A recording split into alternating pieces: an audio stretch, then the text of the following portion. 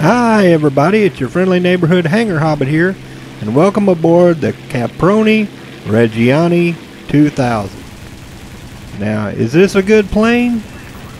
Yeah, I would say it's a good plane. You can definitely get some kills with this bad boy. She can be fun, I'll give it that. She can be fun to fly. Now, while I try to get everything lined up for another run, let me tell you a bit about this bird.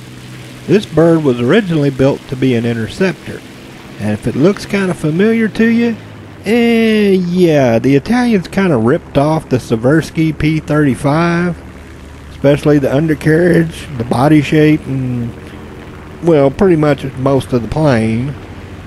So what you basically got here is an Italian P-35, which really isn't a bad plane, but it definitely has some downsides to the bird. Notably the speed. You see how I'm having to just constantly bleed speed as I come down. This thing will lawn dart really easy if you're not careful. You want to try to keep that speed under 500 kilometers an hour if at all possible, because that's where you get the really bad compression at. If you can keep it below 500, she's pretty agile, but the second it hits right around 500, you're going to have some serious time getting this baby to pull. And right there is the other issue. The guns on this thing are completely hit or miss. About 3 patches ago, they nerfed the heck out of the Italian 50 cals. I'm sure some of you have seen my Fix Your Bleep gaijin I did, where I took out that Italian bird and just wailed on a Spitfire who was AFK and took like 400 rounds to drop that sucker. This is not quite that bad. The belts on this are at least a little better than that, but yeah, the guns are strictly hit or miss. One time you're going to one shot, the next time you're going to whale 300 rounds into them and it's not going to do squat. And right here's the other problem: no WEP. And without WEP, this thing, it's one of them birds that you really have to keep it in a really tight speed zone. You want to try to keep it above 300 but below 500. If you can keep it in that little speed zone, it's very agile. But the second you get out of that speed zone, as you can see, I am pulling like mad trying to get this thing around, and she just does not want to do it. As for the belts, I'm running APIT, the tracer round, because I've found pretty much every other belt on this thing, yeah, they're junk. Especially the air targets and the stealths. And you know I love me some stealths. But the problem is the immediate action incendiary rounds on this thing, I have yet to see those start a single fire. All they do is spark. And half of your belt in the stealth is those IAIs. And on this, they might as well just be Nerf balls. You are just wasting your time. But right here, you're going to see what's great about this plane. It's the acceleration. You can get this thing up to its top speed pretty dang quick. There's not going to be very many planes that can just outrun you with this bird. And as you can see, I can chase this sucker down. Not a problem. Oh, what do you think you're doing, Hurricane? I don't think so. Oh, I love it when Hurricanes think they're more agile than one of these little Buzzboxes. Come here. Come here, buddy. Yeah, that's right. You just keep doing that little circle. Oh, I'll take it. With this bird and these guns, I'll take it. Well, it's going to take me a few minutes to put this baby down, get her reloaded, repaired, and re-engaged. So, I'll be right back. Just a second. To get you up to speed, there's that little Ju-87 in front. I got a little CR-32 bis in back and me. And that's pretty much it. And what do we have here? 2 Hurricanes.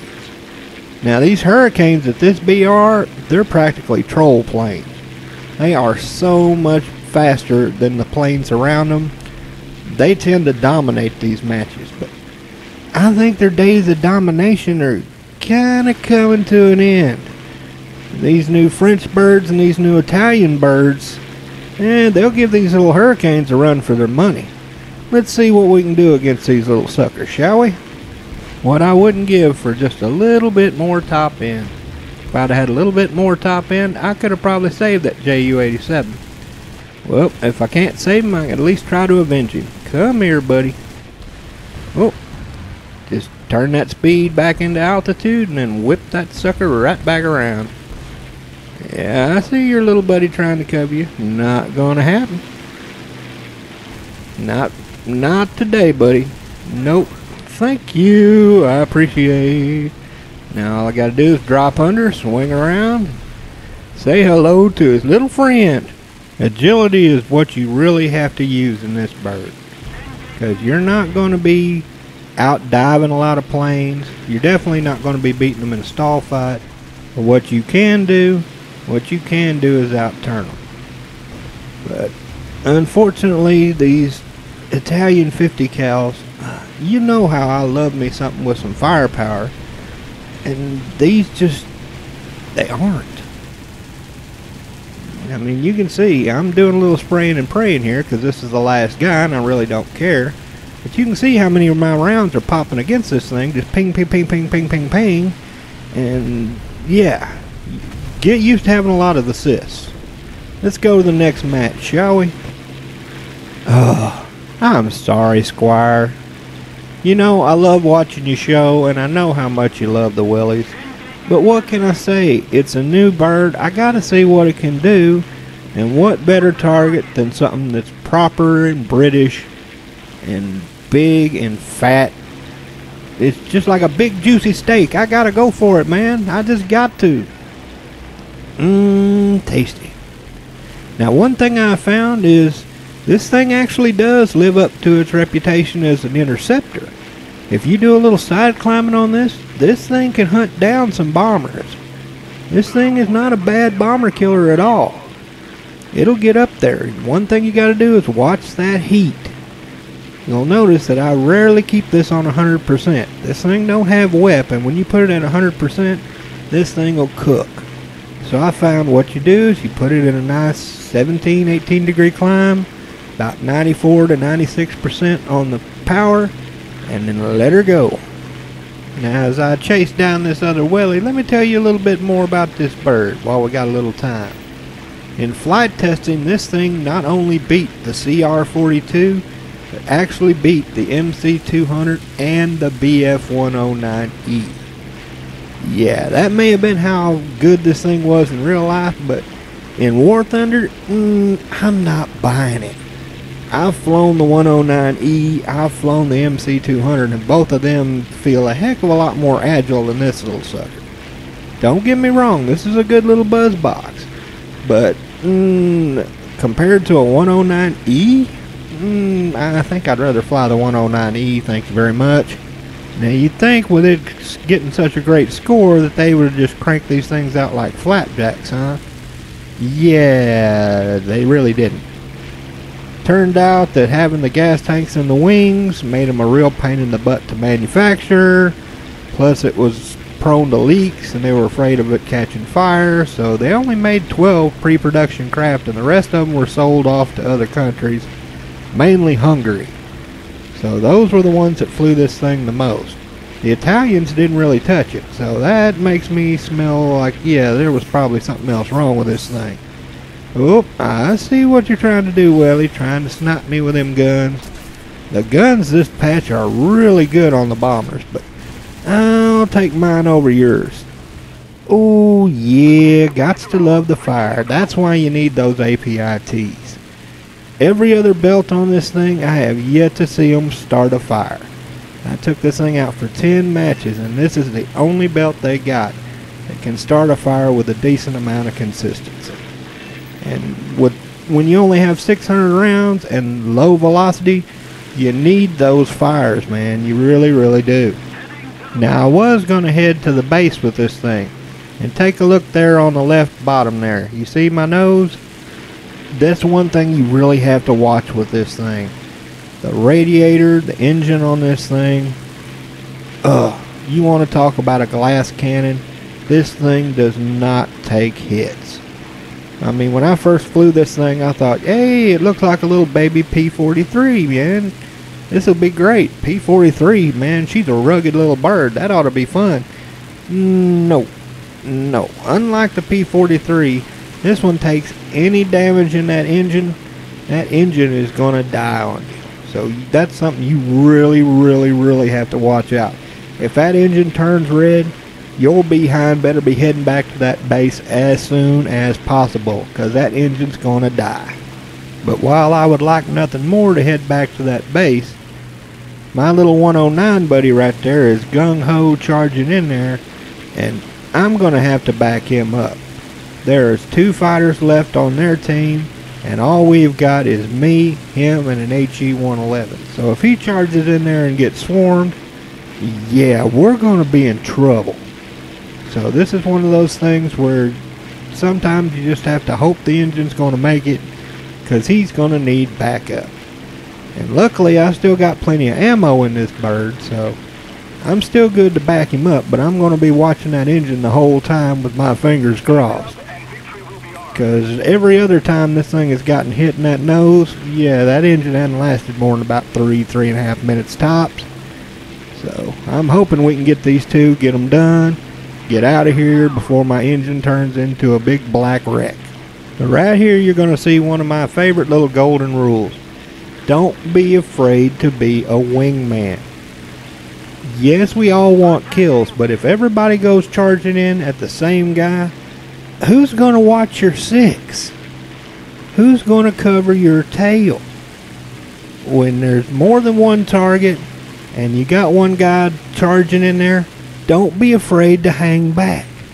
Be the wingman. See what the other guy's going to do, then take your shot when you get it. I've seen entire teams just get slaughtered that way. They'll see 2 or 3 guys down low.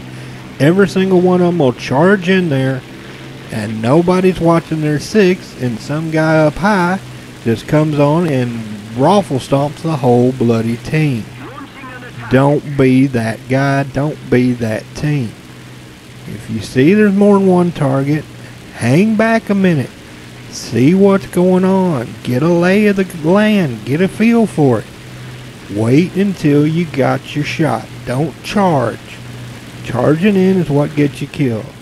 Now look right here. I'm going to set this guy up. Another rule, don't be afraid to bait.